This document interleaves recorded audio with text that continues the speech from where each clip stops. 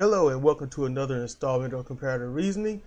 We are your hosts, Cedric and Sidra, and today we're going to be talking about projection and the change that happens around leftist media.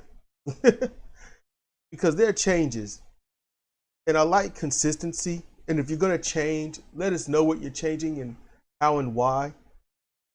That helps, because if you have a listening audience and that audience follows you, and then your rhetoric sharply changes and you wish to not explain because you feel too good about yourself to explain your changes, and if you do it in short or in passing like it's nothing. Now, when you change, something happened.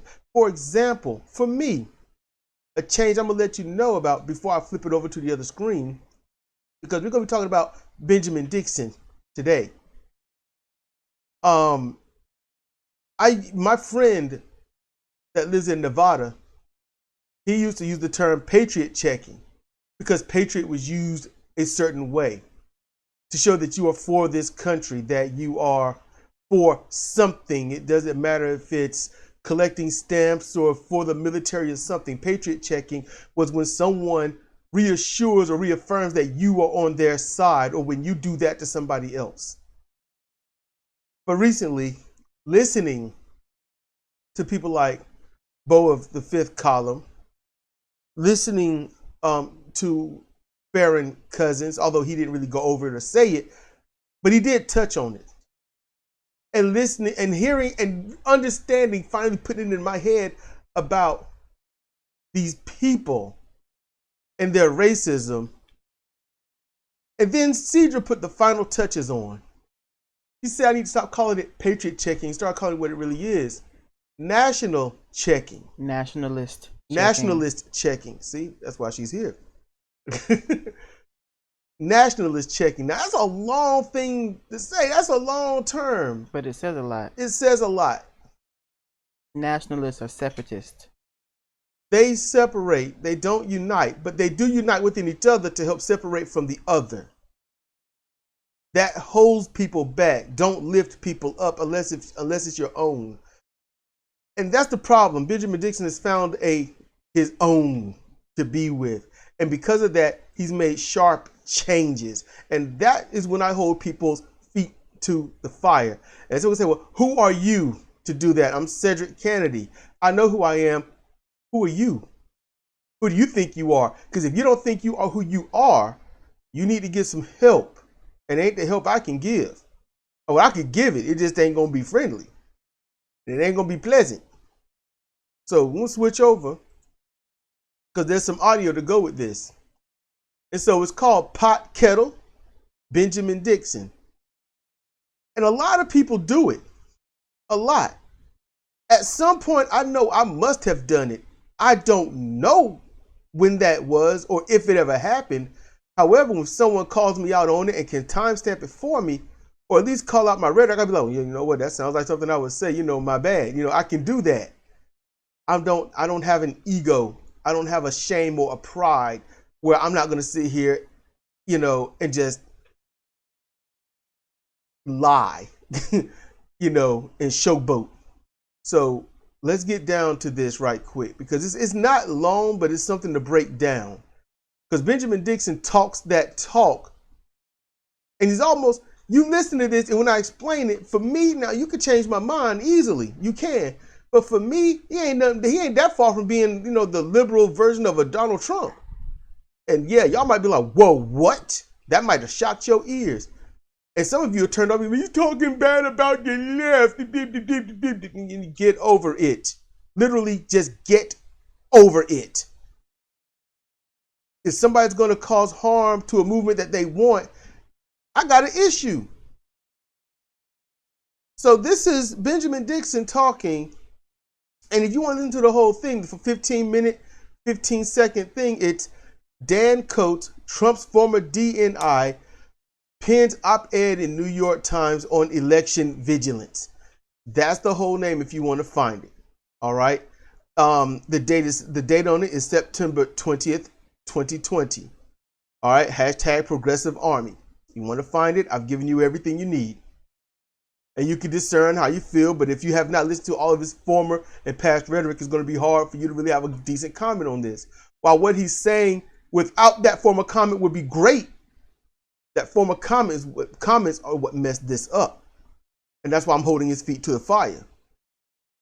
So here goes the first one. I'll pause it, or Sidra can tell me to pause it at some point that she feels a certain way. But here we go. Teams. And so for anyone who gets this giddy sensation with the idea of maybe it's best that America is destroyed, you're out of your fucking mind. And we don't have time for that. And so I will not sit back in this election and watch as Donald Trump actively undermines our country to the point where we will have nothing but rubble and ashes. All right. I'm pausing it there for a few things. Now, he talked about ashes, about basically what's left on the battlefield. What's left. Burn this down, destroy this, and all that. But to say what Trump will do to our country, that is what those white nationalists have been saying for a while. And if you got the white nationalists hating your black ass, talking about their country, now you're talking about your country, or saying our country, which are we talking about? Because see, I'm sure Benjamin Dixon really means, and I'm sure he says it exactly, the country of the people. But this is Donald Trump's country too. And he happens to be head of it. He's head of the country. He's supposed to only be 1/3 at the upper echelon of managing higher tier things to make sure that everyone is all right. That's what Trump is supposed to be. That's what the president's supposed to be. That's what all those branches are supposed to be, just to make sure we are going to be all right, not making sure that they are all right. Benjamin Dixon has to understand when he talks about this place being burned down, he spouted that for roughly a year. We need to burn this country to the ground. Yeah, I kind of recall him saying that a few times. We're going to burn this to the ground. We need to build from the ashes of this country a better society. You recall that, don't you? Yeah, I think I heard him say stuff like that a few times. Yeah. But now he's up here talking this talk. I'm going to keep it rolling. Here's the other thing. I got the sneaky suspicion that people who like to revel in that idea as if it is a good idea that, hey, America's been so bad that let's just burn it down. What I talked about, right? Mm-hmm. Because that's what he said. We need to burn this down. We need to burn it down. He done said that so much. We need change. We need radical, systemic change. We need change to everything. We need to vote these certain people out, vote the others in. He's been on par with me, but he's only done that in the past 7 to 8 months. Well, I've been doing it for the past 3 years. Matter of fact, I can say that about him and everybody else. They're behind me. Luckily, my bowels are feeling all right today, so I can do this, and I'm happy about that. Thankfully, I can do this because this is needed. Everyone, this is needed. So So after hearing that, listen to what he goes into. Y'all will be some of the first motherfuckers to get out of the country and try to go seek asylum.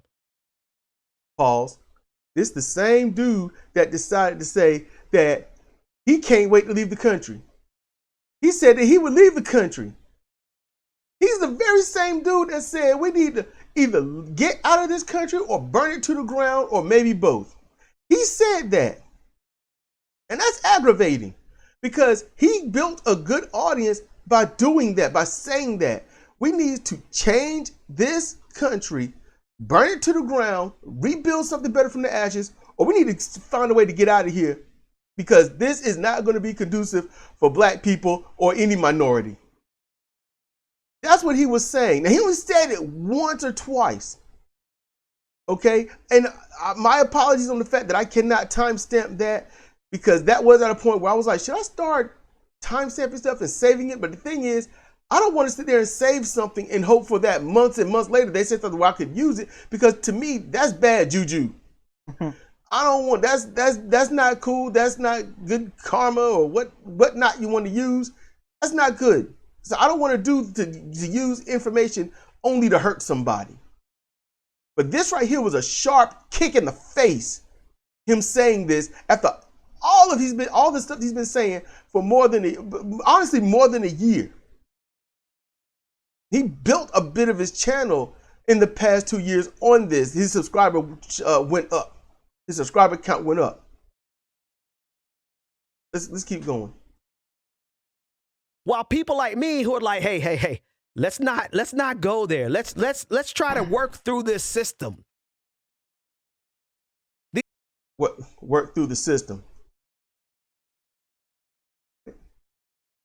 6 minutes?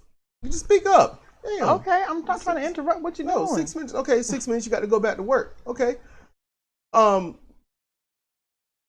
Work through the system. He is one of the proponents out there that help express to a vast majority of people on the left side that the system is broken. The actual left. The system is broken. How can you work through a broken system? You can't. And he said that we can't work through a broken system. We have to change the system. He said, I don't know how we're going to do it. I don't know the method to do it, but we have to change the system. And he talked about how people are breaking the system, how the Republicans have broken the system, how the establishment Democrat has helped break the system. He's talked about that. And now he make a sharp turn. Y'all probably wonder, well, what happened? I'm going to tell you at the end what happened. But let's keep going. The other side of me is I'll be right here fighting this motherfucker to the end. Same dude that say he's going to leave. You know what changed? I'm going to tell you a few things that's changed, but hold up. While all of these people who are like to tweet and joke about, Donald Trump, let them burn it down, let America burn down, you guys will be gone with the first shipment of refugees out of this country. So I don't really have time or stomach for people who don't take the seriousness of this moment. Or they see the seriousness of this moment and they dismiss it because they're like, fuck America. Okay. But there's a difference between fuck America and goddamn America. Really? Yes, goddamn America, because there's so many things that are broken and that we have to fix. But you want to work within the system. But we don't fix it by going through obliterating this country, falling into another civil war. And I don't know how people can look at this moment and not see that that's what we're on the edge of. Okay, I'm going to end it there. Look, the Civil War, the country won't broken. The Civil War only happened because the president was shamed into trying to unionize what had left. That's what happened. If he didn't feel bad, if he didn't look stupid, he wouldn't have tried to do anything about it. That's just the way that is. That's how it was. I can't say any good came of it, if you can get the slaves out and say, y'all can keep the South, don't come to the North, don't spread out, stay where you are. But we're going to get the slaves out because damn that. Y'all can enslave each other if y'all want slaves that bad. The whole Civil War was, we want our slaves, damn it. And it's like, no, because we look stupid to the rest of the world and we're trying to look legitimate. That's really it. You want to break it down, that's it. Now, Benjamin Dixon, you want to know what happened? Let me tell you what happened. He got lucky. He had a lot of subscribers. He was in his, about 20, 30,000. 20 or 30,000. He was in there. All right. This the same dude that, he at points got on other stations, other mainstream media and whatnot. He got there. He was little points on and mentioned here and there. But what happened?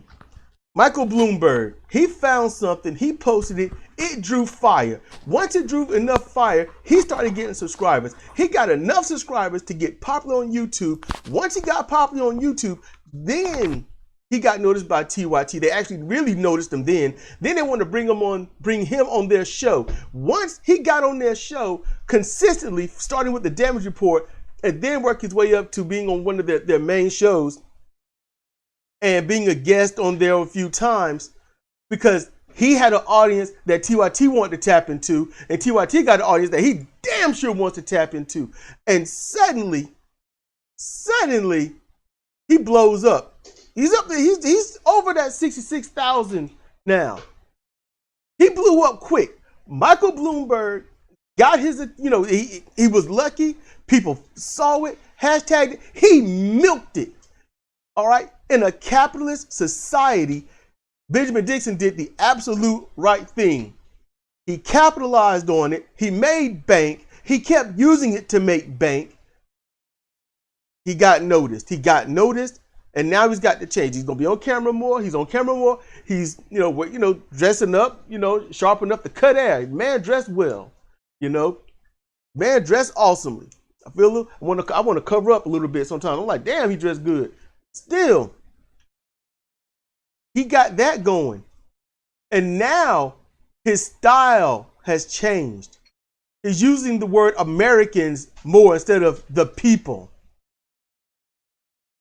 I sent a tweet to him ages ago because he kept talking about speak truth to power. And I knew TYT wasn't going to listen, but, maybe I could get through. And I said this, and I said, instead of speaking truth to power, why not speak power to the people? It took him about maybe 3 weeks after that. And, he flubbed a little bit here and there, but now he's added it to his end quotes. And he's got his own style of it, Well, whether they like it or not. See, this guy, and I'm not saying don't listen to him, no, because Benjamin Dixon, his heart is in the right place. He wants good things. He wants us to be better. Yes. But a sharp change like that without an explanation, and then we can only go on what we've seen for those that pay attention. It doesn't make you question everything, but it makes you not want to listen to everything. You start wanting to compartmentalizing what he says here and there. That's the problem. And so because of that, all right, girl. Well, yeah, I was drinking water and it spilled, I got a drinking problem. So having standards, holding people's feet to the fire is kind of what I do. I've got standards. I want you to be better. I want to be better. I want to live better. I want you all to live better. I'm going to always try to keep it as real can be, even if y'all don't want to hear it. Because there's only one me, there's only one life I get, and I want you to hear the truth about my life, my thoughts, my feelings, and anything thereof. I don't want to try to hide anything from you or anything like that. So when it comes to this, I'm not hating. But there are people that listen and they're probably like, hey man, what happened? Because you said this, you were that. And I want to point that out. So I'm not saying don't listen to Benjamin Dixon. I'm not saying that at all. I'm not saying that you need to boycott him, cancel him, all that weird silliness right there. No. But when there's a PotKettle situation, because Dusty Smith has gone through it too. And when I pointed out to him on Twitter, he had nothing to say. That was some serious cowardice. Hold me accountable, That's what he wanted. And when someone does, he had nothing to say. Same thing with Young Turks. If you hold them accountable, then you can get better results. I don't think Benjamin Dixon has bad intentions, but in the capitalist society where he's talking about everything being broken and everything being for, the greed and whatnot, he's got to remember He's doing everything he can to get money out of people. Yes, he's got to pay bills. Yes, he's got to live his life. And I get that. But you can't complain about people who use old money off the backs of slaves or off the backs of anyone that works hard while you're doing the same thing. You can't. You know, I got a patron. There's no one there. I'll probably, if I put stuff up there, it'd probably be really, really deep personal stuff, you know, stories and things like that and stuff like that. And then, I don't know, I think that's what I might do. But I would ask just for $1 because that's the least I could ask for. That's pretty much it. That's how I would do for me. I'm not going to grift you. I'm not going to lie to you. I'm not going to BS you. If I say something in error, it's because it was in error. Because I either didn't know, didn't have a full understanding. No matter how much research one can do, they still don't have a full grasp. You know, just like learning about the Civil War, you know, North versus South. I thought I had a grasp on it. I really did. Because I thought the South had never joined, and I thought that was the problem. No, they joined and then they seceded. I learned, I grow, I explain, I tell, I don't hide. It's right there and I keep it real.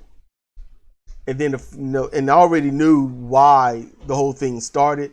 But to lay out, you see everything laid out in front of you about the Civil War, and then all of a sudden someone breaks it down in the fact that somebody wanted slaves, and the other person said, no, we look bad and we're trying to look legitimate. It's a sharp dagger to the brain, because you're like, wait a minute, I went to school to learn this stuff for years, and this is all it really was? Yeah. And the only thing you ever hear is about clearing it up. You know, what was it for and what? Yeah, it's just meaningless debates. Meaningless debates. And so I'm just hoping that people that hear this don't think I'm just crapping on Benjamin Dixon just to do it. No. And if I do it to anyone else, and I will, it ain't just to crap on them. It ain't to make them look weak, bad, or anything. No, it's to call them out, and hopefully somebody can help them be called out, and they can see what they're doing and fix it. Maybe they got some soul searching to do, or since he's extremely religious, maybe he's got to do some, you know, come to Jesus, sit down, soul searching. Maybe that's what he's got to do and figure out what is he really trying to do and why. Because that's important. What do you want? Why do you want it? And then achieving it. It's easy. It would be easy to achieve what you want if there weren't somebody getting in the way. And I want a really good society for all the harmless, all that want to do great, all that just want to live their life without hurting anyone else.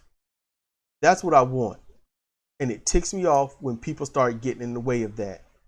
Because once we get our rhetoric right, then we can actually start getting the people right in order to get this country right. Because without a people, you don't have a country.